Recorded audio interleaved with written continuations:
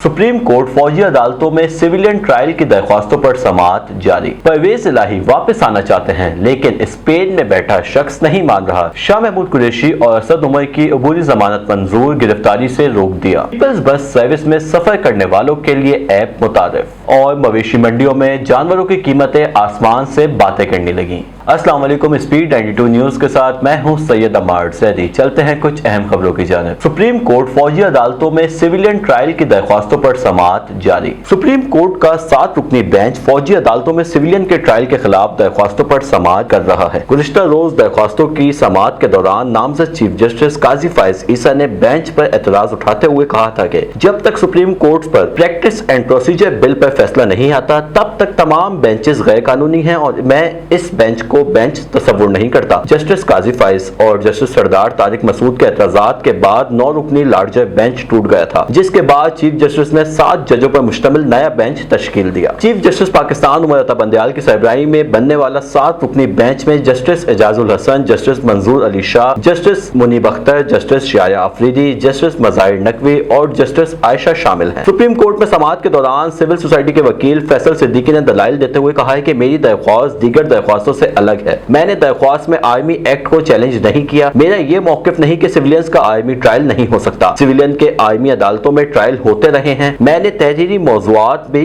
जमा करा दी है। इस पर जस्टिस मंसूर अली शाह ने वकील फैसल सिद्दीकी से इस्तफसार किया कि आपने आर्मी एक्ट को चैलेंज क्यों नहीं किया।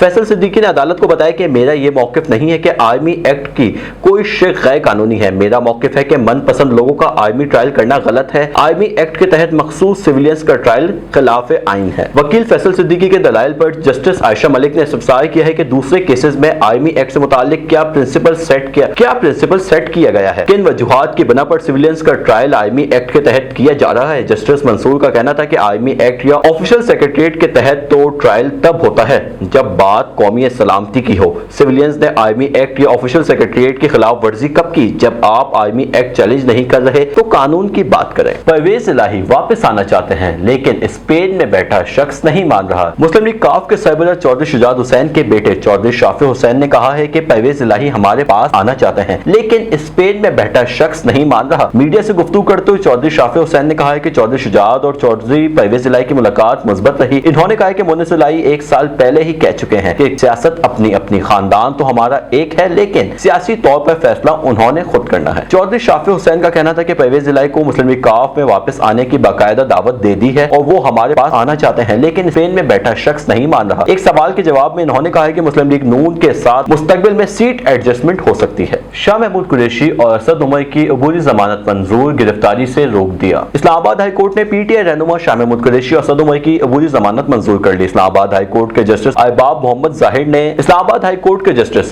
मोहम्मद ताहिर ने थाने तरनोल के मुकदमे में दरख्वास्त जमानत पर समाअत की है। अदालत आलिया ने पुलिस को पीटीआई रहनुमा असद उमर और शाह महमूद कुरैशी की गिरफ्तारी से रोक दिया और 10 जून तक पुलिस से रिकॉर्ड भी तलब कर लिया है। इस्लामाबाद हाई कोर्ट ने असद उमर और शाह महमूद कुरैशी की 1-1 लाख रुपए के मचलूकों के गर्ज अबूरी जमानत मंजूर की है। दोनों रहनुमाओं ने 9 मई के वाकयात से मुतालिक मुकदमे में जमानत कबल अज गिरफ्तारी की दरख्वास्त दायर की थी। पीपल्स बस सर्विस में सफर करने वालों के लिए ऐप मुतारिफ। सिंध हुकूमत ने कराची के शहरियों के लिए पीपल्स बस सर्विस की ऐप मुतारिफ करा दी। 2 रोज कबल सूबाई वजीर शर्जील मेमन ने पीपल्स बस सर्विस की ऐप लॉन्च करने का ऐलान किया था, जिसके बाद अब शहरियों की सहूलत के लिए पीपल्स बस सर्विस की ऐप मुतारिफ करवा दी गई है। पीपल्स बस सर्विस एप्लीकेशन को NRTC के अलावा सिंध हुकूमत कंट्रोल करेगी और मवेशी मंडियों में जानवरों की कीमतें आसमान से बातें करने लगी।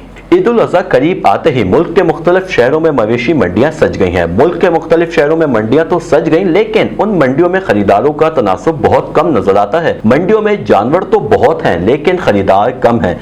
ईद में बहुत थोड़े दिन रह जाने के बावजूद ज्यादा रश नहीं। मंडी में खरीदारों के कम होने की वजह जानवरों की आसमान से बाती करती कीमतें हैं, जिससे खरीदार परेशान हैं, जबकि व्यापारी मंडी में आने वाले अखराजात और जानवर के महंगे चारे का रोना रोते नजर आते हैं। ये थी आज की कुछ अहम खबरें। मजीद खबरें जानने के लिए हमारा फेसबुक, यूट्यूब, ट्विटर और वेबसाइट को विजिट कीजिए। अपने वैल्यूएबल कमेंट्स हमें जरूर आगाह कीजिएगा।